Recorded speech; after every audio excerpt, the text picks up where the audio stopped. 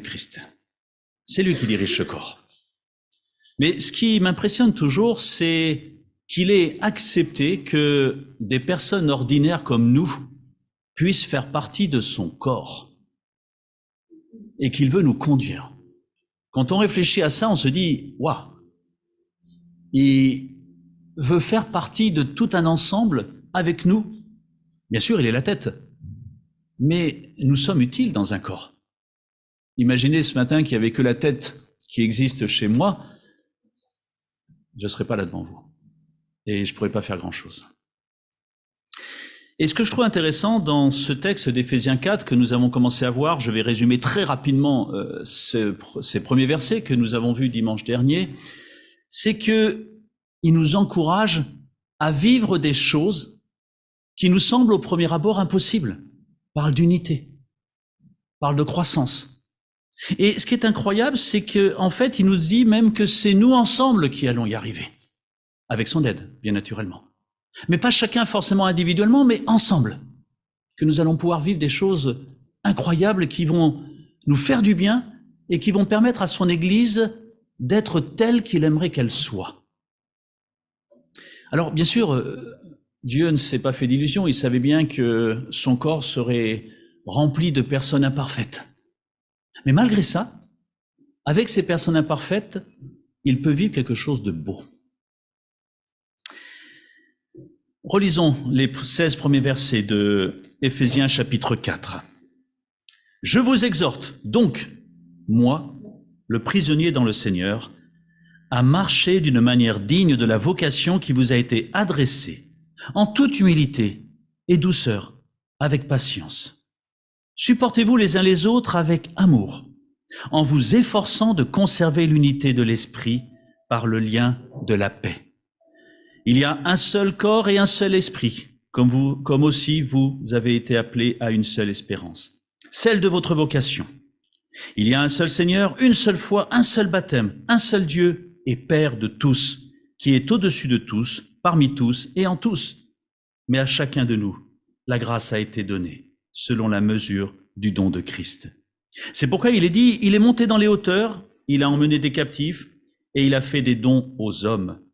Or, que signifie il est monté, sinon qu'il est aussi descendu dans les régions inférieures de la terre? Celui qui est descendu, c'est le même qui est monté au-dessus de tous les cieux, afin de remplir toutes choses. C'est lui qui a donné les uns comme apôtres, les autres comme prophètes, les autres comme évangélistes, les autres comme pasteurs et docteurs, pour le perfectionnement des saints. C'est en vue de l'œuvre du service et de l'édification du corps de Christ, jusqu'à ce que nous soyons tous parvenus à l'unité de la foi et de la connaissance du Fils de Dieu, à l'état d'homme fait, à la mesure de la stature parfaite du Christ. Ainsi, nous ne serons plus des enfants flottants et entraînés à tout vent de doctrine, joués par les hommes avec leurs fourberies et leurs manœuvres séductrices, mais en disant la vérité avec amour. Nous croîtrons à tous égards en celui qui est le chef, Christ.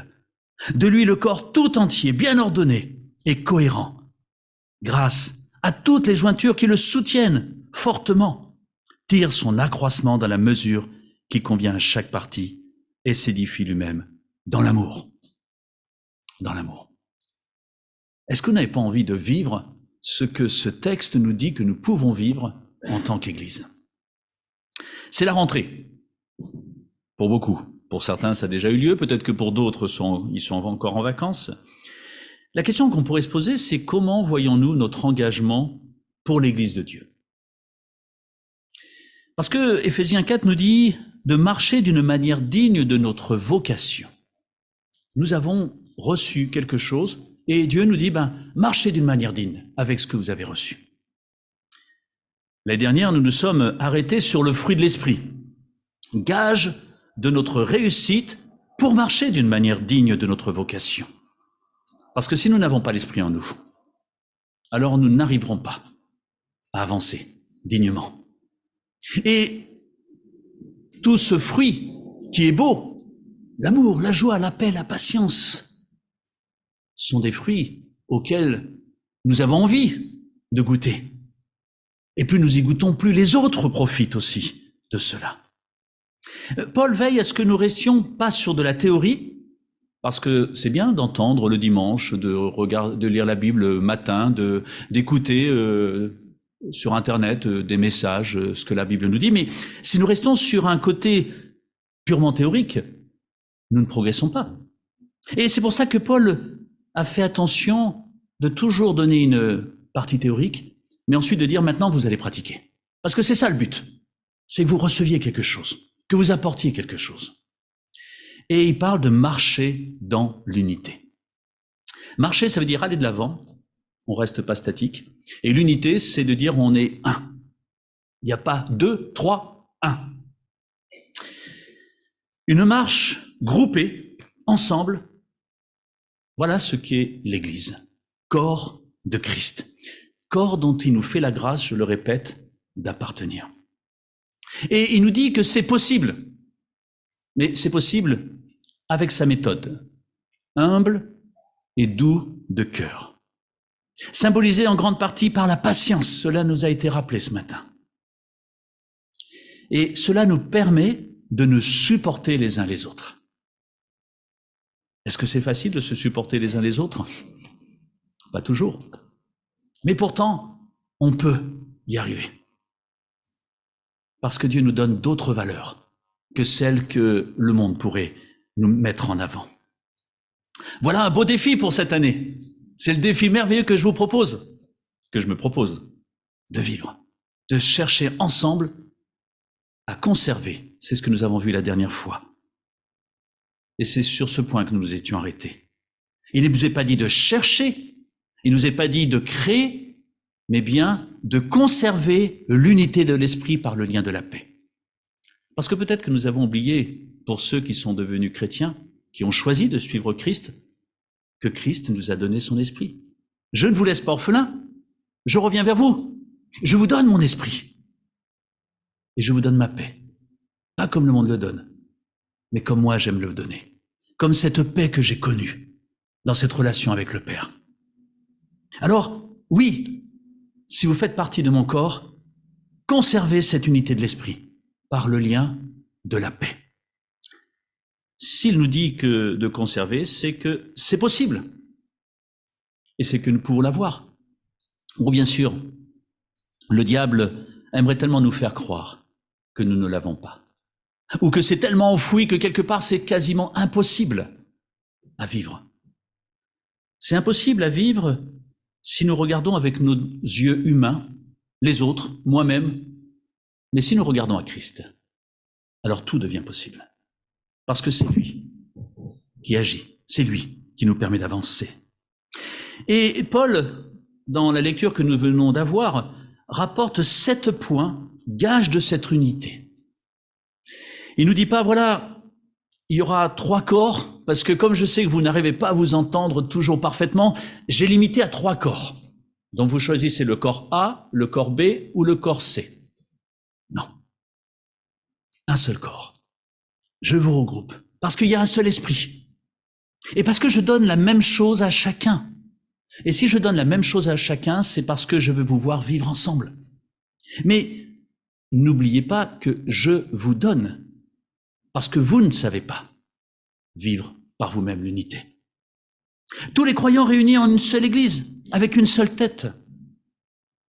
À ce moment-là, effectivement, personne ne peut se prévaloir d'être à lui seul la vérité. C'est pour ça que je suis toujours méfiant quand quelqu'un me dit « Le Seigneur m'a dit ». Je dis « C'est très bien. Ça veut dire que tu as lu la parole. Ça veut dire que tu t'es laissé nourrir par la parole, te laisser conduire par la parole. » Oui, c'est la parole qui est la vérité. Personne ne peut se prévaloir d'être à lui seul la vérité parce que la seule vérité, c'est la parole de Dieu. Et nous risquons parfois, dans nos manières d'interpréter, par rapport à nos yeux tournés vers nous-mêmes, souvent, de passer à côté de ce qui est la vraie vérité. Oh, on aimerait que ma vérité soit la vérité dont la Bible parle. Mais je ne dois pas oublier que j'ai été touché par le péché. Et qu'à partir de là, cette vérité, elle est biaisée. Et que je dois apprendre chaque matin à revenir auprès de la parole de Dieu, qui est la vérité. Conserver l'unité, c'est donc viser cette humilité de dire, Seigneur, j'ai toujours besoin d'apprendre. Je ne serai jamais, ici-bas sur terre, arrivé à un stade où quelque part, je n'ai plus rien à apprendre. Alors je peux m'approcher très proche de cette vérité, de cette perfection. Mais j'aurai toujours besoin d'avancer. Mais c'est encourageant parce que ça veut dire que ce que j'ai déjà appris, ce que je sais déjà qui m'encourage, je peux encore apprendre plus et être encore plus encouragé. Et me dire, ouah, j'ai encore de plus belles choses à apprendre. Une seule source, son esprit.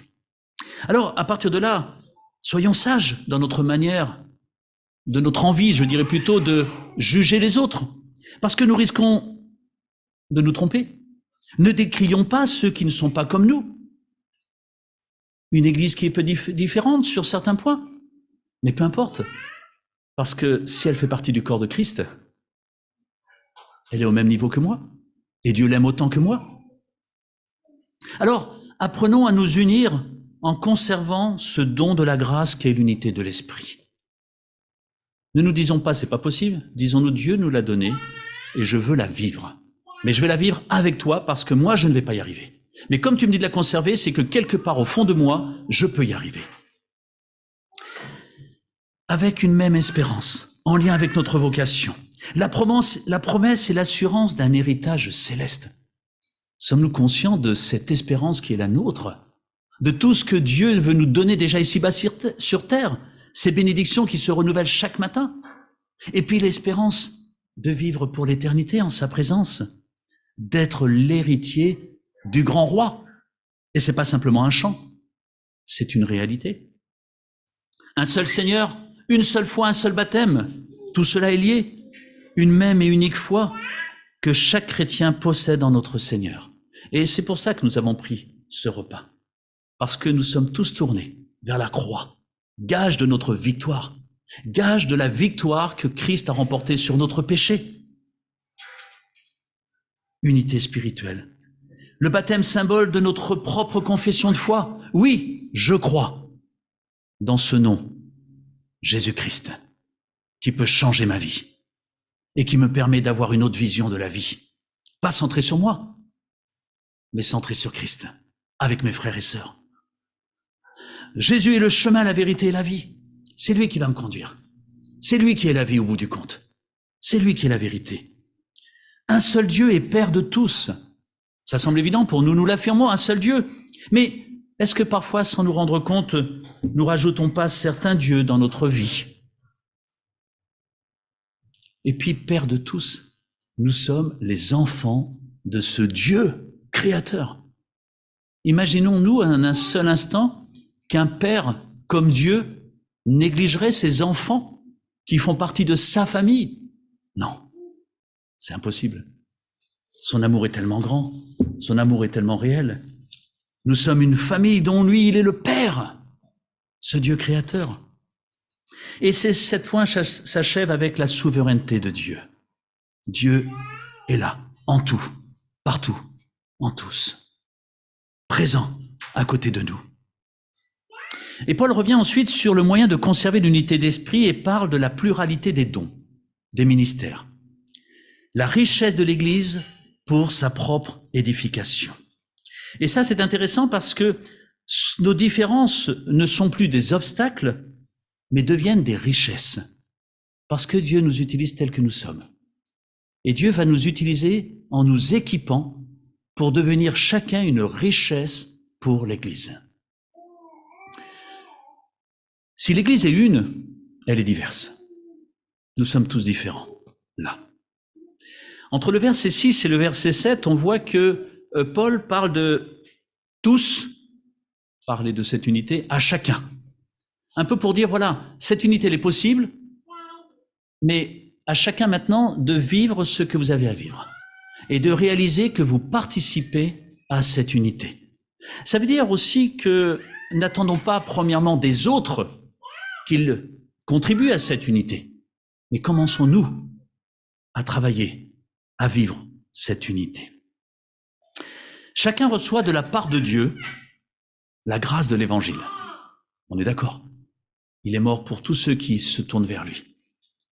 Mais il nous équipe chacun aussi avec des dons. Et il nous est dit à la mesure du don de Christ.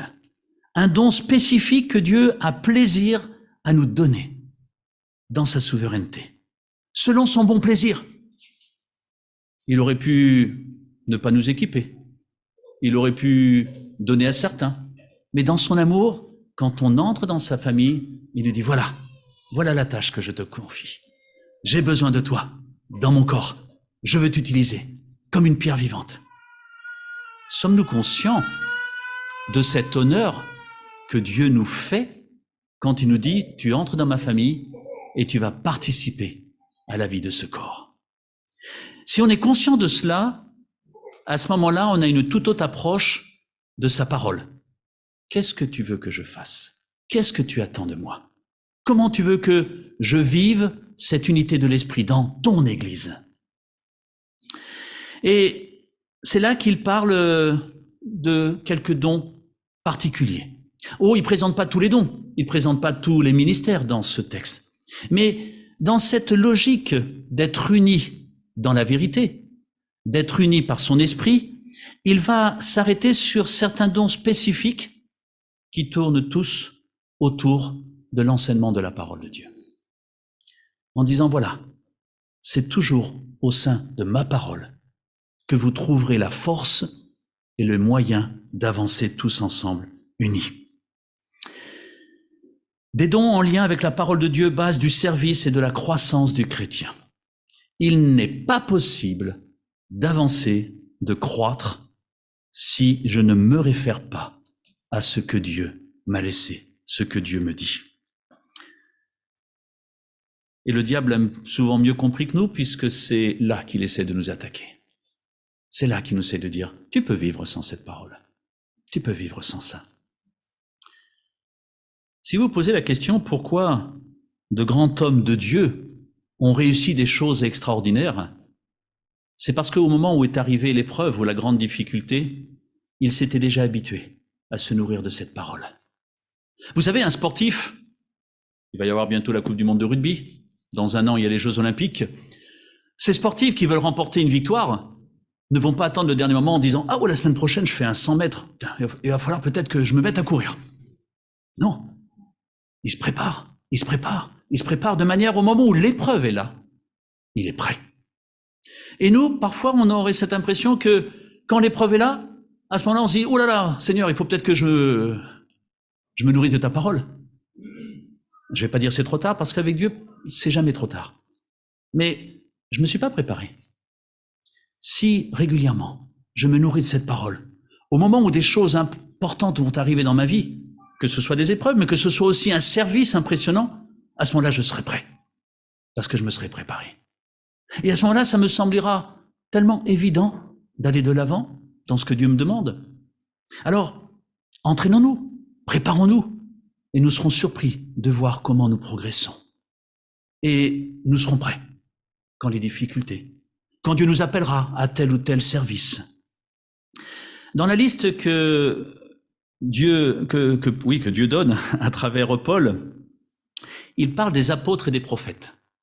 Et si nous lisions 2 chapitres avant, le chapitre 2, verset 20, il nous est dit que nous avons été édifiés sur le fondement des apôtres et prophètes, Jésus-Christ lui-même étant la pierre angulaire. Il commence par ce qui est un fondement. Tout ce dont vous avez besoin est écrit dans la parole de Dieu. Vous n'avez pas besoin d'autre chose. Écoutez ce que j'ai dit à ces apôtres, à ces prophètes. Quand il parle de ces apôtres, il parle de ceux qui ont eu cette relation avec Dieu, de ceux que Dieu à qui il a donné le message que nous trouvons dans la parole, ce que nous appelons le canon, ce qui a été inspiré par Dieu. Ensuite, il est parlé des évangélistes, c'est-à-dire de toutes ces personnes qui, aujourd'hui on parlait aussi peut-être de missionnaires, de ceux qui ont propagé l'évangile tout autour. Mais cet évangile qui était le fondement de la parole de Dieu. Et puis les pasteurs et docteurs, ces personnes qui continuent à propager l'évangile. Pourquoi? Parce qu'il n'y a pas d'autre base que l'évangile pour croître et avancer avec Dieu. Et c'est bien pour cette raison que Paul parle ici de l'importance de revenir toujours à la parole. Et d'ailleurs, il ne parle pas de technique, de choses importantes à faire. Il parle simplement d'hommes, d'individus qui sont là pour annoncer la parole, la partager, la recevoir et vivre la croissance et l'unité de l'Église. Le but de ces dons est clairement exprimé dans la parole, dans ce texte que nous avons lu, c'est de former, d'instruire, d'un point de vue doctrinal, mais pratique. Marchez, allez de l'avant, franchissez des pas, ne restez pas statique.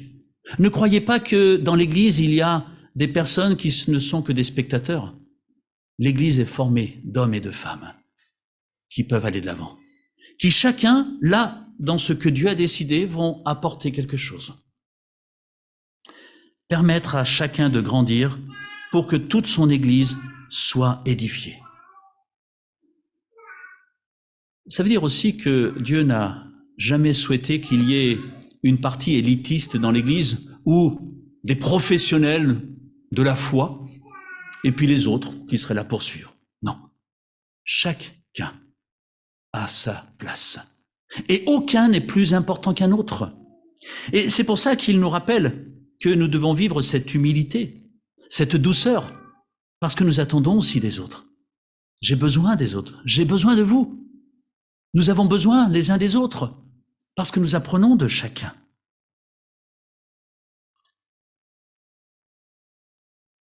Dieu attend que nous devenions en cela des hommes matures.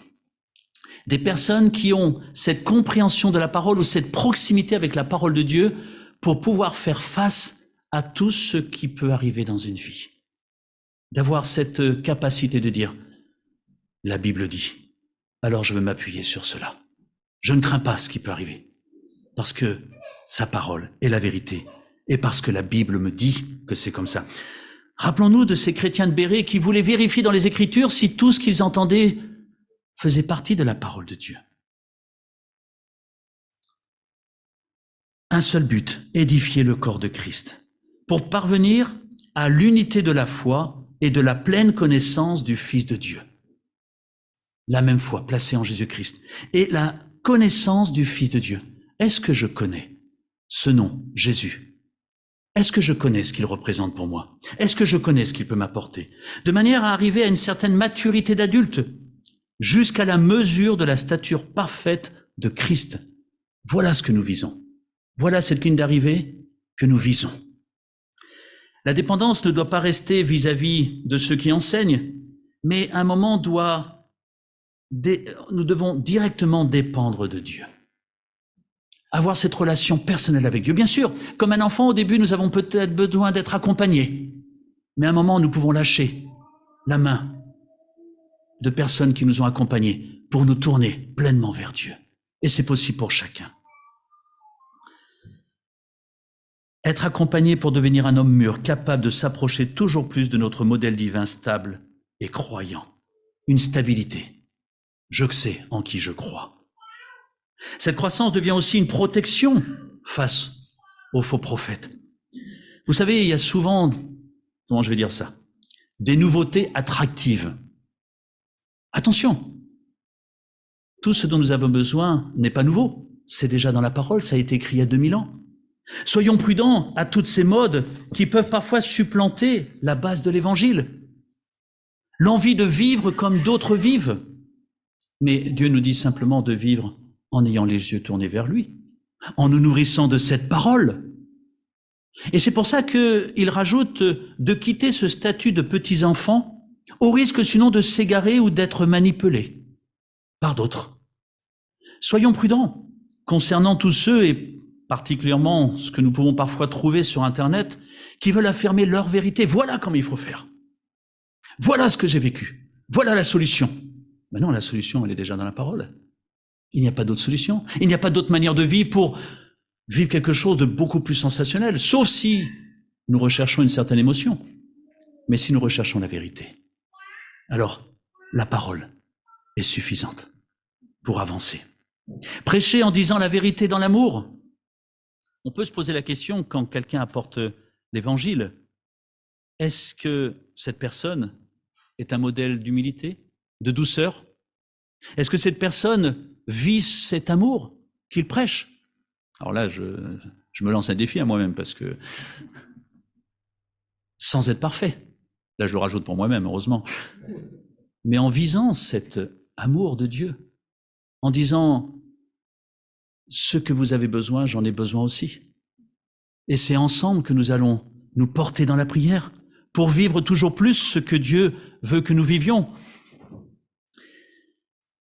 Et pour terminer, on voit que cette image du corps est bien coordonnée et forme un solide assemblage. Parce que la place de chacun est alors évidente. L'essentiel pour nous, c'est d'être relié à la tête et d'être à la place que Dieu nous confie. Parce que lui ne se trompe pas dans le corps qu'il a formé, qu'il a voulu. C'est pour ça qu'il a donné à chacun la partie qui lui semblait importante. Ce qui est important, c'est de se dire quelle grâce Dieu me fait de faire partie de ce corps.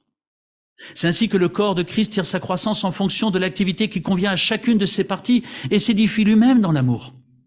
En fait, on se rend compte que je n'ai pas à chercher à faire, mais chercher simplement à être là où Dieu veut que je sois. Et le reste, il s'en occupe. L'expression « dans l'amour » est reprise 3 fois. Ai-je envie d'aimer les autres? Ai-je envie de vivre cet amour et de le partager autour de moi? En écoutant la parole de Dieu, n'oublions pas que c'est en vue de servir son Église que Dieu me parle. Quand il m'enseigne, c'est pour son Église. Et une Église vivante est une Église où l'unité et l'intérêt pour l'autre prennent le dessus sur l'indifférence, ou mes égos, source de querelle. Et si cela arrive, parce que cela peut arriver, le pardon est là pour nous permettre de retrouver et de conserver cette unité. La réussite de cette croissance, nous le voyons au verset 16, ne provient pas de nos efforts, mais provient de la tête. Le croyant est soumis à la grâce totalement suffisante de Dieu pour prendre sa place dans le corps de Christ, qu'est l'Église. Ma place en tant qu'homme est prévue de Dieu pour l'édification de son Église. Alors apprenons ensemble à conserver l'unité en participant à l'édification de notre Église, de cette Église qui appartient à Dieu. Un défi pour cette année, un défi qui nous semble compliqué, difficile, sauf si nous réalisons que nous sommes en lien avec la parole de Dieu, en lien avec la tête. Et être en lien avec la tête, c'est être en lien avec ce qui nous dit. Et ce qui nous dit fait partie de la parole de Dieu. Je finis avec ce verset que maintenant vous devez connaître quasiment par cœur. Colossiens 3, 15 à 17.